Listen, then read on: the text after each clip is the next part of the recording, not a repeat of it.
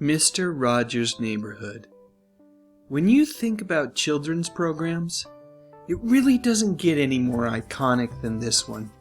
It truly was a wonderful show, and growing up, I couldn't get enough of it. I think a lot of that had to do with Fred Rogers himself. He was such an amazing person. From everything that I've learned over the years, it sounds like he was the real deal, a kind man with a gentle heart. I learned a lot from watching that show. He talked about treating everyone with love and respect, and he taught me that it was okay to make mistakes, and perhaps most importantly, he let me know episode after episode that it was okay to have a big imagination, that there was no harm in dreaming big. I distinctly recall the first time that I ever watched the show. We did it as a family, and my dad kept talking about how great the show was. Dad didn't often watch TV with me when I was young, so this was a really special treat. A treat that I hoped would be repeated again and again. So a few days later, when I was watching Gilligan's Island as he arrived home from work, I thought maybe he'd settle on in and watch some island hijinks with me. But that was not the case. Instead, my dad sent me upstairs to do some chores and turned the channel to some sort of news show. Back then, news seemed like it was the most boring show in the world, and it was on all the time. A few days later, I thought the old man might want to watch the Brady Bunch with me. It was, after all, a show about family. But nope, again, he sent me away from the TV to do some chores. And once I was out of the way, he turned the channel to something super boring. I remember he liked both the Huntley-Brinkley newscast as well as Cronkite. I just can't remember which one he favored. I do remember a couple of times where he would sit down and watch F Troop with me, but that was a real rarity. Most often he would send me away from the TV to do chores and watch those dang news shows. And this was a problem, mostly because he was sending me away to do chores, but I also had the sneaking feeling that if I hadn't been watching something that he didn't want to watch, he wouldn't have come up with an excuse to get me away from the TV. So what could I do? How could I avoid this conundrum in the future? And then I realized my answer.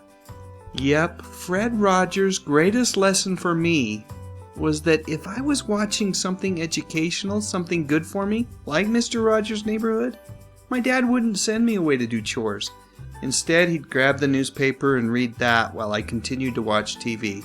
This could go on for hours if I was lucky, because apparently the same rules applied for Sesame Street and the Electric Company. And yes, that's Spider-Man in the upper right-hand corner. And even Zoom. Man, I loved that theme song. So it turns out I owe this man much. He taught me many life lessons, but perhaps the greatest of all was that my parents wanted the best for me. They wanted me to learn, and if they thought I was learning while I was watching TV, well, they would leave me the heck alone. Probably not the lesson you thought I was going to share, but hey, it was an important one that I would remember and leverage throughout my entire youth. So a couple more things about this Fred Rogers guy. First and foremost, there was that rumor that Rogers had been a sniper, a Navy SEAL, or some sort of reformed criminal. The website Snopes investigated those claims and debunked every single one of them. In a world full of fake news, this one is perhaps the fakest of all, because Fred Rogers was exactly the man that he played on TV, a kind and gentle friend to all. Rogers also had an eye for talent.